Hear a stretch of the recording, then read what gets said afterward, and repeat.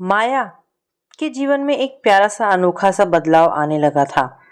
वो कॉलेज में सखियों के साथ हंसने बोलने लगी। यही नहीं, छवि के साथ वह अक्सर शॉपिंग करने, ब्यूटी पार्लर जाने का भी कार्यक्रम बनाती। माया को कभी भी रुपए पैसे की तंगी तो महसूस नहीं हुई। उसकी मम्मी खुले दिल से उसके पॉकेट मनी देती थी। इस मामले में वो कभी कंजूसी नहीं करती थी। शायद इसके पीछे भी उनकी यह सोच रही होगी कि वह बेटी को समय तो दे नहीं पाती, इसीलिए अधिक पॉकेट मनी देकर वह अपने मन में उठते अपराध बोझ से उबरना चाहती थी। माया अब अक्सर छवि के साथ बड़े उत्साह से शॉपिंग करने जाने लगी। वहाँ पर वह नए फैशन के बहुत से कपड़े, सैंडल और पर्स आदि खरीद लेती। दोनों मिलकर कभी चाट और कभी आइसक्रीम खाती थीं। एक दिन दोनों ने ब्यूटी पार्लर जाकर फेशियल करवाया। माया सुंदर तो थी ही, परंतु अब उसका चेहरा दमकने लगा था। वह स्वयं को आईने में देखकर चकित सी रह गई। माया का जन्मदिन 4 मार्च को होता था। अक्सर इस दिन वह अपनी सहेलियों के साथ कॉलेज की कैंटीन में जाकर उन्हें कुछ खिला पिला देती थी। इस बार भी उसने यही किया। उसके मन में टीस सी उठी। वह सोचने लगी कि उसके पापा को शायद उसका जन्मदिन याद भी नहीं होगा। हाँ, मम्मी ही उसके जन्मदिन पर अपने कॉलेज की कैंटीन से गुलाब जामुन और समोसे ले आती थी। दोनों माँ बेटी मिलकर खा लेती थी। माया इन्हीं विचारों में डूबी कॉलेज के गेट से बाहर निकली तो चकित रह गई। उसके सामने एक बड़ा सा उपहार लिए विवेक खड़ा था। उसका दिल जोर से धड़क उठा और चेहरा अनोखी खुशी से खिल गया। अचानक उसे याद आया कि उस दिन कॉफी हट में विवेक ने बहाने से उससे उसकी जन्मदिन की तारीख भी पूछी थी। उसे देखकर विवेक मुस्कुरा के आगे बढ़ा और उसे जन्मदिन की मुबारक देते हुए तोहफा उसके हाथ में थमा दिया। माया संकोच करते हुए इनकार करने लगी, पर विवेक ने एक ना सुनी। विवेक ने लपक कर कार का दरवाजा खोलकर उसे कार में बैठने का इशारा किया और बोला, घबराइए नहीं, आज की पार्टी आपकी तरफ से ही होगी। माया हैरान रह गई। वह किसी मंत्रपूत सम्मोहन की डोरी से बंधी कार में जा बैठी। विवेक ने कार को एक होटल के सामने रोक दिया। वहां उसने पहले से ही एक कैबिन बुक करवाया हुआ था। विवेक ने सब चीजें माया की पसंद की मंगवाई। बहुत ही खुशनुमा माहौल में दोनों ने समय बिताया। माया को पहली बार अपने जन्मदिन पर इतनी खुशी का अनुभव हो रहा था। पार्टी के बाद विवेक ने उसे कॉलेज के बाहर उतार दिया। माया वहां से अपनी स्कूटी लेकर घर चली गई। माया विवेक के ख्यालों में डूबी थी। विवेक ने आज उसके जन्मदिन पर इतनी खुशी देकर उसे फलक पर बिठा दिया था। मम्मी और पापा दोनों ही घर लौट चुके थे। मम्मी किचन में खाना बनाने की तैयारी कर रही थी। जब उषा ने माया को आए देखा तो वह हमेशा की तरह अपने ऑफिस की कैंटीन से लाए हुए समोसे और गुलाब जामुन लेकर आ गई। उसने माया को पुकारा। मम्मी की आवाज़ सुनकर माया कमरे से बाहर आई तो मम्मी उसे समोसे और गुलाब जामुन खिलाने के लिए आगे बढ़ी और बोली, जन्मदिन मुबारक हो। समोसे की खुशबू पाकर टीवी में डूबे विनोद का ध्यान भंग हो गया। जब उनकी नज़र प्लेट पर पड़ी तो वह ताना कसते हुए बोले, आज यह किस खुशी में पार्टी हो रही है। बिना जवाब की प्रतीक्षा किए उन्होंने बड़ी अभद्रता से उषा के हाथ से प्लेट ले ली और गपागप खाना शुरू कर दिया। उन्हें तो माया के जन्मदिन की याद तक नहीं थी। माया और उसकी मम्मी एक दूसरे की ओर देखती ही रह गई। जब उन्होंने भरपेट मिठाई खा ली तब जूठी प्लेट वहीं छोड़कर घर से बाहर निकल गए। रुआसी सी माया पिता के इस अभद्र व्यवहार को देख बिना खाना खाए ही सो गई। उषा का मन भी खिन्न हो गया। किचन समेत वह भी लेट गई। थकान से उषा को गहरी नींद आ गई। इस घटना के बाद माया के दिल में आक्रोश का ज्वार भाटा उठ गया था। उसका मन बार बार विवेक के अनकहे प्यार की ओर आकर्षित होने लगा। वह विवेक को लेकर मन ही मन सतरंगी सपने बुनने लगी थी। उसका मन भावी जीवन की कल्पनाओं में डूब जाता। वह सोचती कॉलेज पूरा होने के बाद वह विवेक के साथ नए जीवन की नींव रखेगी। उन दोनों की एक प्यारी सी दुनिया होगी। विवेक का परिवार उसका ही अपना परिवार होगा। वह विवेक के साथ नई दुनिया बसाएगी। वह जानती थी कि उसके पापा साथ दे या ना दे, परंतु मम्मी को तो वह किसी तरह मना ही लेगी। पापा तो यह सुनकर घर में ना जाने कौन सा तूफान खड़ा कर देंगे। अब उसने मन ही मन विवेक का प्यार स्वीकार कर लिया। विवेक के लिए वह अपने परिवार के विरुद्ध भी जाने के लिए सोच बैठी थी। वह बचपन से आज तक उनके लाड़ प्यार को कितना तरसी थी। उसके मम्मी पापा दोनों ने ही अपना अपना रास्ता चुनकर जीने की राह खोज ली थी। उन्होंने कभी उसके बारे में नहीं सोचा। माया की खास सखी छवि ने जब माया में एक प्यारा सा बदलाव देखा तो उसे बहुत खुशी हुई। उसे इसका कारण तो पता नहीं था, परंतु उत्सुकता बहुत थी। एक दिन अवसर पाकर वह माया से इसका कारण पूछ ही बैठी। माया का मन तो अपनी और विवेक की बढ़ती नजदीकियों के किस्से सुनाने के लिए पहले से ही मचल रहा था। वह विवेक के ख्यालों में आखंड डूबी हुई थी। उसने कुछ शर्माते हुए, कुछ मुस्कुराते हुए विवेक के साथ हुई सारी बातें और मुलाकातें छवि को सुना डाली। छवि और माया बचपन से एक दूसरे के बारे में जानती थी। छवि तो माया के घर के माहौल से भली भांति परिचित थी। वह सही अर्थों में एक समझदार और दूरदर्शी लड़की थी। छवि को यह मालूम था कि माया बहुत भोली है और दुनियादारी से बेखबर है। दुनिया की चालाकियों से उसका पाला कभी पड़ा नहीं था। यद्यपि वह माया के बदले हुए जीवन और खुशियों से बहुत प्रसन्न थी, परंतु वह माया को छल कपट से भरी दुनिया से सावधान भी करवाना चाहती थी। माया जब अपने और विवेक के किस्से बता रही थी, उस समय उसके चेहरे पर जो खुशी की अनोखी चमक दिखी, उसे देख छवि कुछ अधिक कहने का साहस न कर पाई। परंतु चलते चलते उसने माया से इतना तो कह दिया कि माया, तुम बहुत भोली हो। तुमने विवेक को लेकर इतने सपने बुन डाले हैं, परंतु उसके दिल के और उसके बारे में क्या है, कभी सोचा? तुम्हें इतनी जल्दी किसी पर विश्वास कर लेना क्या अनुचित नहीं लग रहा? छवि की इस बात को माया ने बीच में ही काटते हुए कहा, छवि, तुम नहीं समझोगी। तुमने विवेक जैसा नम्र और समझदार लड़का पहले कभी नहीं देखा होगा। उसने अभी तक कोई बात ऐसी नहीं की जिससे किसी लड़की का अपमान हो और आत्म स्वाभिमान आहत हो। जब छवि ने देखा कि उसकी दी हुई नसीहतें माया के दिल और दिमाग से ऐसे फिसल रही है जैसे किसी चिकने पत्ते के ऊपर से पानी की बूंदें फिसलती है, तब वह मौन हो गई। छवि भी युवा थी। उसे महसूस हुआ कि कहीं माया उसकी बातों को अन्यथा ही ना ले ले, इसलिए उसने इस चर्चा को विराम दे दिया। वह दोनों रोज कॉलेज में मिलती थी, पर छवि कभी भी विवेक और उसके संबंधों का जिक्र नहीं करती थी। माया की विवेक से मेल मुलाकातें बढ़ती जा रही थी। उसका भय और संकोच भी धीरे धीरे खत्म हो चुका था। उसके मम्मी पापा तो शाम से पहले घर आते नहीं थे। अब वह अक्सर कॉलेज के बाद विवेक के साथ कभी किसी पार्क में या किसी होटल में चली जाती। विवेक उसे भविष्य के सतरंगी सपने दिखाता था। विवेक कभी अपने पिता के कारोबार के बारे में बताता तो कभी अपने बंगले के बारे में जानकारी देता। माया मंत्रमुग्ध सी विवेक की बातें सुनती रहती। मन ही मन में वह पुलकित हो उठती थी।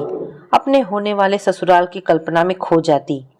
मन ही मन उसे विवेक के मम्मी पापा से भी एक जुड़ाव सा हो गया था। वह दीवा स्वप्न देखती रहती कि ससुराल में वह कैसे सबका दिल जीत लेगी, विवेक के मम्मी पापा की खूब सेवा करेगी। ऐसे ही दिन बीत रहे थे। एक दिन विवेक ने माया को कहा कि कल तुम कॉलेज नहीं जाना, मैं तुम्हें अपने फार्म हाउस ले चलूंगा। फार्म हाउस शहर से बहुत दूर था, इसीलिए माया ने इनकार कर दिया। उसने सोचा, देर होने पर घर समय पर न पहुंची तो क्या होगा। वैसे भी उसे डर लग रहा था कि कहीं कोई जान पहचान वाले ने देख लिया तो क्या जवाब देगी। उसके इनकार पर विवेक बहुत नाराज हो उठा और माया को भला बुरा कहने लगा कि तुम्हें मेरे ऊपर, मेरे प्यार पर विश्वास ही नहीं है। विश्वास नहीं है तो मेलजोल कैसा? अब हम आज के बाद एक दूसरे से नहीं मिलेंगे। वह पैर पटकते हुए गुस्से में लाल पीला होकर जाने लगा। यह देखकर माया का दिल बेचैन हो उठा। उसने लोक लाज त्याग कर बीच सड़क में विवेक का हाथ पकड़ लिया और उसे रोकने लगी। अब उसने तुरंत अगले दिन ही विवेक के साथ फार्म हाउस जाने की हामी भर दी। अगले दिन माया अपने मम्मी पापा के जाने के बाद ही विवेक के साथ जाने के लिए तैयार हो गई। वह विवेक के बताए स्थान पर पहुंच गई। विवेक भी अच्छी तरह तैयार होकर कार लेकर आ गया। काफी लंबी ड्राइव के बाद दोनों फार्म हाउस जा पहुंचे। वहां दो माली, एक दो नौकरों के अलावा और कोई दिखाई नहीं दे रहा था। माया मन ही मन घबरा रही थी। पहले दोनों बाहर बगीचे में बिछी कुर्सियों पर बैठ गए। एक नौकर कोल्ड ड्रिंक और स्नैक्स रख गया। माया पहली बार किसी पुरुष के साथ इतनी दूर आई थी। उसका दिल जोरों से धड़क रहा था। विवेक ने कोल्ड ड्रिंक का गिलास माया को पकड़ाकर बोला, लो, यह लिम्का पी लो तो थकावट दूर हो जाएगी। उसने अपने लिए बियर मंगवाई थी। यह देख माया को कुछ हैरानगी सी हुई। माया ने कोल्ड ड्रिंक पी ली और विवेक ने माया को फार्म हाउस में घूमने के लिए चलने के लिए कहा। माया जैसे ही चलने के लिए खड़ी हुई, उसका सिर जोर से चकराने लगा। वह गिरने लगी। पास ही खड़े विवेक ने सहारा देते हुए उसे थाम लिया और बोला, तुमने शायद सवेरे से कुछ खाया नहीं है, कुछ खाकर आराम कर लो, बाद में घूम लेंगे। वास्तव में विवेक के साथ जाने की जल्दी में माया एक कप चाय भी ना पी पाई थी। विवेक ने पास खड़े एक नौकर को वहां बने कॉटेज का कमरा खोलने का आदेश दिया। विवेक बड़े प्यार से माया को पकड़कर ले गया। कमरे में पड़े बेड पर माया लेट गई। विवेक ने कहा कि माया, मैं बाहर ही बैठा हूँ, घबराना मत, कुछ देर आराम कर लो, ठीक हो जाओगी तो पूरा फार्म हाउस दिखाऊंगा। माया का सिर घूम रहा था। धीरे धीरे वह अचेत होने लगी। उसके बाद पूरी तरह बेहोश हो गई। ना जाने कितना समय बीत चुका था। अब माया के कानों में कुछ अस्फुट ध्वनियां सुनाई पड़ने लगी। कुछ लोगों की फुसफुसाहट भी कानों में पड़ी। ऐसे लगा कोई उसके शरीर को स्पर्श कर रहा है। उसने घबरा के आंखें खोली तो पाया विवेक उसके शरीर पर एक नौकर की सहायता से कपड़े पहनाने की कोशिश कर रहा है। उसके पैरों तले की जमीन खिसक गई। क्रोध और क्षोभ से वह चिल्लाने लगी। विवेक ने नौकर को बाहर जाने का इशारा किया और बोला, क्या बात है, क्यों चिल्ला रही हो? विवेक के बदले हुए सुर सुन माया चकित रह गई। वह बोला, कोई नई बात तो नहीं है, हम दोनों युवा हैं, कभी कभी ऐसी गलती हो जाती है। माया ने कांपते हाथों से पूरे कपड़े पहने और बिस्तर से उतर विवेक के सामने जा खड़ी हुई। उसने विवेक का कॉलर पकड़कर उसे धक्का देते हुए कहा, बेशरम, धोखेबाज लड़के, तुमने मुझे बहुत बड़ा दगा दिया है। यह कहकर वह बदहवास सी होकर दीवारों से अपना सिर फोड़ने लगी। बात बिगड़ते देख विवेक ने नया पैंतरा बदला और बोला, माया, मैं तो मजाक कर रहा था और तुम उसे सच समझ बैठी। अरे, तुम तो मेरी होने वाली पत्नी हो, घबराती क्यों हो? मैं तुम्हें बहुत जल्दी ही बैंड बाजे के साथ दुल्हन बनाकर ले जाऊंगा। ऐसी बातें कर करके विवेक माया के क्रोध पर पानी डालने की कोशिश करने लगा। भोली भाली माया शादी की बात सुनकर बोली, विवेक, तुम मेरी कसम खाओ, आज ही अपने मम्मी पापा को हम दोनों की शादी की बात कर लोगे। इतना सब होने के बाद अब देर करना उचित नहीं होगा। विवेक ने उसे पूरी तरह आश्वस्त करते कहा, आज ही मम्मी पापा से बात करके तुम्हें फोन करता हूँ। वह माया को कॉलेज के बाहर उतारकर चला गया। तन मन से टूटी बिखरी माया घर पहुंची। मम्मी घर आ चुकी थी और किचन में व्यस्त थी। आहट सुनकर बाहर आई। माया का चेहरा भय और लज्जा से सफेद पड़ गया था। उषा उसे देखकर घबरा गई और बोली, क्या हुआ? तुम्हारी तबीयत तो ठीक नहीं लग रही है। माया ने मम्मी को टालते हुए कहा कि सिर में बहुत दर्द है, अब मैं जरा सोने जा रही हूँ। उषा ने जिद करके उसे चाय पिलाई। माया सोने का बहाना करके लेट गई, पर नींद उससे कोसों दूर थी। वह बेचैनी से अगली सुबह का इंतजार करने लगी। अब उसे विवेक के फोन का बेसब्री से इंतजार था। रात भर वह बेचैनी से करवट बदलती रही। देर तक जगने के कारण माया सवेरे देर तक सोती रही। मम्मी चाय नाश्ते के लिए बुलाने आई, पर उसने मना कर दिया। मम्मी पापा के जाते ही माया उठ बैठी। थोड़ा सा नाश्ता कर विवेक के फोन का इंतजार करने लगी। जब दोपहर तक कोई फोन ना आया तो उसने स्वयं ही विवेक को फोन मिलाया, पर उधर से स्विच ऑफ का संदेश आ रहा था। पूरा दिन बीत गया, विवेक का कोई अता पता नहीं था।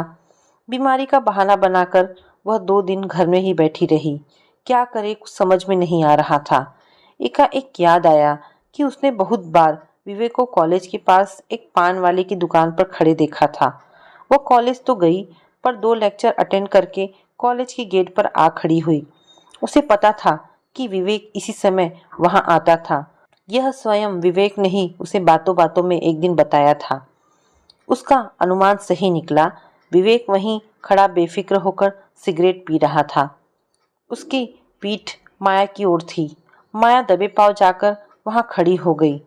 विवेक आहट सुन के पीछे पलटा तो माया बिना समय गवाए बोल उठी, क्या बात है विवेक, तुम तो अपने मम्मी पापा से बात कर विवाह पक्का करने की बात कर रहे थे। अब तुम फोन स्विच ऑफ करके कैसे बैठे हो? वहां सड़क पर आसपास खड़े अन्य लोग भी उनकी बातें सुनने खड़े हो गए। विवेक का चेहरा अपमान और क्रोध से तमतमा गया। वह बहुत चालाकी से माया का हाथ पकड़ा और दूर एक पेड़ के पास ले आया। वहां आसपास कोई न था। वह गरज कर बोला, तुमने क्या शादी ब्याह को गुड्डा गुड्डी का खेल समझ रखा है? तुम कहोगी और मैं बारात लेकर आ जाऊंगा। अरे अभी तो मेरा कॉलेज भी पूरा नहीं हुआ, अभी सब भूल जाओ। यह सुनकर माया के तन बदन में आग लग गई। वह चिल्लाकर बोली, और वह सब जो तुमने फार्म हाउस में किया वह क्या था? इस पर विवेक बेशर्मी से हंसते हुए कहने लगा, तुम अपनी इच्छा से मेरे साथ वहां गई थी। जो कुछ वहां हुआ उसमें तुम्हारी इच्छा भी शामिल थी। यह सब कहते हुए विवेक वहां से चला गया। माया सकते में आ गई। क्या यह वही विवेक है जिसने उसे जीना सिखाया था, प्यार करना सिखाया था? वह गिरती पड़ती कॉलेज के अंदर चली गई। सामने ही छवि दिखाई दे गई। वो माया को देख हतप्रभ रह गई और बोली, माया क्या हो गया? तुम्हारी तबीयत ठीक नहीं लग रही है, चलो तुम्हें घर छोड़ देती हूँ। बेबसी, लाचारी और घबराहट से माया टूट के रो पड़ी।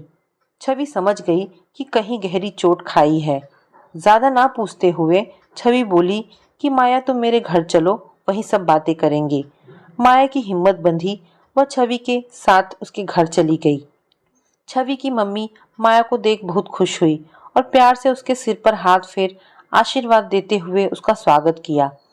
वो उन दोनों के लिए खाना बनाने चली गई तो छवि उसे अपने कमरे में ले गई। कमरे में आते ही माया के धैर्य का बांध टूट गया और वह फूट फूट कर रोने लगी। छवि ने उसे चुप कराते हुए रोने का कारण पूछा तो माया ने अपनी बर्बादी की पूरी कहानी उसे सुना डाली। यह सारी बात सुनकर छवि स्तब्ध रह गई। उसे विश्वास ही नहीं हो रहा था कि माया जैसी बुद्धिमान लड़की विवेक जैसे मक्कार लड़के के जाल में कैसे फंस गई। छवि और माया की दोस्ती बहुत सच्ची और पुरानी थी। इसीलिए वह माया से बोली कि जो हुआ बहुत गलत हुआ, इसीलिए मैंने तुम्हें मशवरा भी दिया था। अब बताओ आगे क्या और कैसे करना है? माया बोली, मैं विवेक के माता पिता से मिलकर उसके बारे में सब कुछ बताना चाहती हूँ। छवि को याद आया कि उसका चचेरा भाई भी तो विवेक वाले कॉलेज में ही पढ़ता है। वह विवेक के बारे में सारी जानकारी जुटा लेगा। उसके बाद तुम विवेक के माता पिता को सब बता देना। छवि ने उसी समय अपने चचेरे भाई आकाश को फोन करके विवेक के बारे में जानकारी जुटाने को कह दिया। आकाश ने 2 दिन का समय मांगा। माया 2 दिन तक कॉलेज ही नहीं गई। वह बेकरारी से आकाश और छवि की प्रतीक्षा कर रही थी। आकाश आज छवि के साथ विवेक की सारी जानकारी लेकर आने वाला था। मम्मी पापा के जाते ही उसने राहत की सांस ली। 11 बजते बजते आकाश और छवि दोनों आ गए। दोनों के चेहरे गहन निराशा में डूबे हुए थे। उदासी के बादल बरसने को तैयार थे। यह देख माया की दिल की धड़कनें रुकने लगी। उसके बाद आकाश ने विवेक की जो असली कहानी सुनाई, उसे सुनकर माया तो लगभग मृतप्राय ही हो गई। आकाश ने बताया कि विवेक एक बेहद आवारा किस्म का लड़का है। पटना से यहाँ पर पढ़ने आया था। 3 साल से फेल हो रहा है। उसके पिताजी खेती बाड़ी करते हैं। अपना पेट काट काट कर इसे पढ़ाई के लिए पैसा भेजते हैं, जिसे विवेक अय्याशी में लुटाता है। कुछ अमीर घरों के बिगड़े लड़कों के साथ उसका उठना बैठना भी है। कुल मिलाकर विवेक बहुत ही चालबाज आवारा किस्म का लड़का है। आकाश ने भाई होने के नाते उन दोनों को विवेक जैसे लड़कों से दूर रहने की सलाह भी दी। आकाश के जाते ही माया को घबराहट के कारण चक्कर आने लगे। छवि ने उसे पानी पिलाकर धैर्य रखने की सलाह दी। वह जानती थी कि माया ऐसे चक्रव्यूह में फंस चुकी है जिससे निकलना असंभव था, परंतु वह भी लाचार थी। इस मामले में वह उसकी कोई मदद नहीं कर सकती थी। कुछ समय बाद छवि भी अपने घर जाने के लिए उठ खड़ी हुई। अब उसके पास माया को कहने के लिए ना कोई सुझाव था और ना ही कोई सांत्वना के शब्द थे। माया को ऐसा महसूस हो रहा था कि मानो उसकी मृत्यु हो गई हो और छवि मातम मनाने उसके घर आई हुई हो। छवि के जाने के बाद मम्मी भी आ गई। माया को देखकर बोली, अरे माया, मैं नहा कर आती हूँ, तुम चाय बनाकर रखना। माया जो मूर्तिवत बैठी थी उठकर किचन में चली गई। अचानक उसका ध्यान उस सारे भोजन पर गया जो मम्मी सवेरे उसके लिए बनाकर गई थी। एकाएक उसके मन में एक विचार आया। उसने सारा भोजन एक अखबार पर रखा और भागती हुई बाहर दूर पेड़ के नीचे बैठे भिखारी के पास चली गई। उसने उसे भोजन देते हुए कहा, बाबा भोजन खा लो, आज हमने किसी का श्राद्ध कर्म किया था, इसीलिए दे रही हूँ। भूखा भिखारी बड़े चाव से भोजन खाने लगा।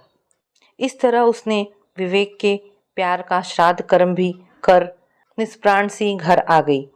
उसे होश ही नहीं था, वह स्वयं अपनी नजरों से गिर चुकी थी। दुख का भयावह अंधेरा उसे लीलता जा रहा था। अब वह क्या करे, अपना दुख किसे सुनाए।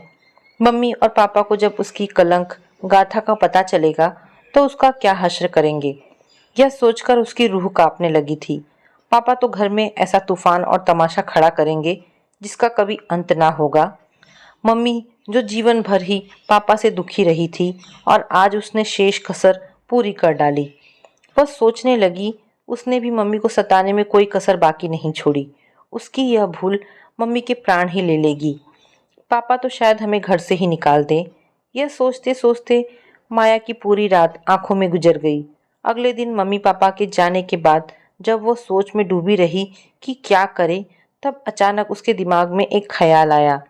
उसके दिल में बिजली सी कौंध गई। वह उठी और धीरे धीरे चलती हुई मम्मी के कमरे में जा पहुंची। उसे पता था कि मम्मी को सोने से पहले नींद की गोली सेवन करने की आदत है। उसके बिना उन्हें नींद ही नहीं आती है। मम्मी अपने पलंग के साइड टेबल में वह शीशी रखती थी। माया ने बिना विलंब किए हथेली में बहुत सारी नींद की गोलियां ले ली और पास रखे जग से पानी लेकर एक साथ सब गटक ली। एक लंबा श्वास लेकर वह वहीं मम्मी के पलंग पर लेट गई। मन में एक विचार आया कि चलो, मुझे किसी तरह इन दुखों से तो निजात मिल ही जाएगी। उषा ने घर आकर कॉल बेल बजाई। उसने देखा कि दरवाज़ा तो अंदर से ही बंद है। बार बार बेल बजाने पर जब दरवाज़ा ना खुला तो उषा ने पर्स में रखी अपनी दूसरी चाबी से दरवाज़ा खोला और अंदर आ गई। उसने अंदर जाकर उच्च स्वर में माया को पुकारा, पर बार बार पुकारने के बावजूद भी ना तो कोई हलचल हुई और ना कोई जवाब ही आया। वह माया के कमरे में देखने चली गई। माया का कमरा खाली था। अब वह दौड़ती हुई अपने कमरे में गई तो माया को अपने बिस्तर पर सोए हुए पाया। बार बार उसे हिलाने पर भी जब उसकी नींद नहीं टूटी तो उसके पैरों तले की जमीन खिसक गई। वह घबराकर अनु के मम्मी पापा को बुलाकर ले आई। सबकी बहुत कोशिशों के बाद भी जब माया को होश न आया तो उन्होंने बिना विलंब किए एम्बुलेंस बुलवा ही लिया और माया को अस्पताल ले आए। डॉक्टर ने मुआयना करके बताया कि बहुत बड़ी मात्रा में नींद की गोलियां ली गई है। यह तो सुसाइड केस लगता है। डॉक्टर ने इलाज रोककर पुलिस को सूचित कर दिया। अनु अस्पताल में माया का सिर अपनी गोद में लेकर एक बेंच पर बैठी रही। अनु के मम्मी पापा और कुछ लोगों ने जब शोर मचाया तब जाकर डॉक्टर ने इलाज शुरू किया, परंतु उसने किसी भी प्रकार का आश्वासन देने से मना कर दिया। उषा का शरीर घबराहट से बुरी तरह कांप रहा था। माया के पापा को भी ऑफिस में यह सूचना मिली तो वह क्रोध से आग बबूला हुए अस्पताल में आ पहुंचे। उन्होंने आते ही माया और उसकी मम्मी को अपशब्दों से विभूषित करना आरंभ कर दिया। यह सुनकर उषा की सहन शक्ति भी जवाब दे गई। उसने भी समय और जगह को न देखते हुए विनोद पर व्यंग बाण चलाने आरंभ कर दिए। दोनों एक दूसरे पर दोषारोपण करने लगे। बड़ी कठिनाई से अनु के मम्मी पापा ने उन दोनों को शांत करवाया। वहां खड़ी भीड़ को यह तो स्पष्ट हो गया कि लड़की ने अपने माता पिता की उपेक्षा और लापरवाही के चलते ही यह गलत कदम उठाया है। पुलिस भी आ पहुंची। 2 घंटे तक माया के माता पिता से पूछताछ होती रही। 4 घंटे की कड़ी मेहनत के बाद डॉक्टर ने माया को खतरे से बाहर होने की सूचना दी। छवि भी वहां आ पहुंची। उसने माया को विवेक द्वारा मिले विश्वासघात की पूरी कहानी माया के मम्मी पापा को एकांत में ले जाकर सुना दी। यह सुनकर माया के मम्मी पापा दोनों ही तड़प उठे। माया की मम्मी का रो रो कर बुरा हाल था। उसके पापा तो दीवारों से सिर पटक रहे थे। वह सोच रहे थे कि उनकी बदमिजाजी, क्रोध, लापरवाही और उपेक्षा ने उनकी बेटी के जीवन को बर्बाद कर दिया। बाकी कसर विवेक ने पूरी कर दी। ऐसी परेशानी में अनु और छवि के परिवारों ने उषा और विनोद का इस मुसीबत की घड़ी में पूरा साथ दिया। छवि ने विवेक की सारी जानकारी माया के मम्मी पापा को दे दी। उन्होंने पुलिस स्टेशन जाकर वहां विवेक के खिलाफ रिपोर्ट दर्ज करवाई, जिसके आधार पर पुलिस ने विवेक के बारे में जांच आरंभ कर दी। अनु और उसकी मम्मी विभा माया के परिवार के लिए भोजन आदि की व्यवस्था करती रहीं। जब माया को होश आया तब उसने अपने मम्मी और पापा को अपने बेड के पास बैठे पाया। माया ने नफरत से मुंह फेर कर करवट बदल ली। उषा और विनोद ने दोनों के हृदय बेटी की पीड़ा से विगलित हुए जा रहे थे।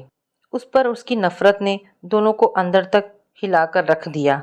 2 दिन ऐसे ही बीत गए। छवि और अनु जबरन माया को कुछ खिला पिला जाती थी, वरना वह खाने की ओर देखती तक नहीं थी। अब माया को अस्पताल से छुट्टी मिल गई थी, परंतु माया ने वापस उस घर, उस सोसाइटी में जाने से इनकार कर दिया। अनु और छवि के मनाने पर भी वह नहीं मानी, अपनी जिद पर अड़ी रही। अंत में यही तय हुआ कि परीक्षा तक माया छवि के घर रहेगी। विनोद ने अपना तबादला दूसरे शहर में करवाने की अर्जी दे दी। उषा ने भी अपनी ऑफिस से स्वेच्छा से रिटायरमेंट लेकर शेष जीवन माया की सहेली बनकर बिताने का निर्णय ले लिया। समय बीतता गया। परीक्षा समाप्त होते ही माया अपने मम्मी पापा के साथ दूसरे शहर चली गई। माया ने विवाह करने से इनकार कर दिया। विवेक को बहुत सी धाराओं के तहत 5 साल की जेल हो गई। विनोद अंदर ही अंदर आत्मग्लानि से घुलने लगे। उषा भी जवान बेटी को ऐसे जोगन सी बनी देखती तो उसका दिल छलनी छलनी हो जाता।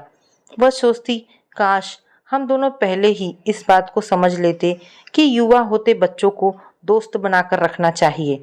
उन्हें माता पिता के रूप में हिटलर नहीं, दोस्त चाहिए होता है। अपने मम्मी पापा को देख माया को भी बहुत दुख होता था। वह दोनों दुख और पश्चाताप में घुलते रहते और असमय ही बूढ़े हो गए थे। उसे अपने नादानियों पर बहुत पछतावा होता। काश वह भी मम्मी पापा से प्रतिशोध लेने की जिद न करती। यदि मैं स्वयं आगे बढ़कर मम्मी से अपनी समस्या कह देती तो क्या इससे मेरी हार हो जाती? मम्मी कुछ सलाह मशवरा ही देती या नाराजगी दिखा देती, इससे क्या वह कमतर हो जाती? विनोद तो नए स्थान पर नए परिवेश में अपनी नौकरी में व्यस्त हो गए। माया और उसकी मम्मी उषा का समय काटे नहीं कटता था। उषा एक पढ़ी लिखी महिला थी। कुछ सोचकर उन्होंने घर में ही एक कोचिंग सेंटर खोल लिया। यह देख माया ने भी छोटे बच्चों को निःशुल्क पढ़ाना आरंभ कर दिया। अपने साथ हुए धोखे को मद्देनजर रखकर उसने मम्मी के पास पढ़ने आने वाले युवा होते बच्चों को समाज में व्याप्त धोखे और गलत संगत से बचकर रहने के लिए समझाना आरंभ कर दिया। वह उनकी समस्याओं को भी सुलझाने में मदद करती थी। धीरे धीरे उसका मन शांत होने लगा।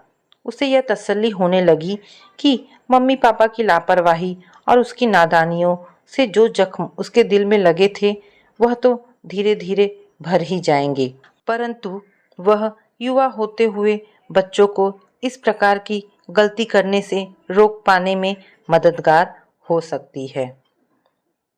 तो दोस्तों, ये कहानी यहाँ पर समाप्त होती है। आशा करती हूँ आपको ये कहानी ज़रूर पसंद आई होगी। अगर आपको कहानी पसंद आई है तो प्लीज़ इसे लाइक एंड शेयर करें। धन्यवाद दोस्तों।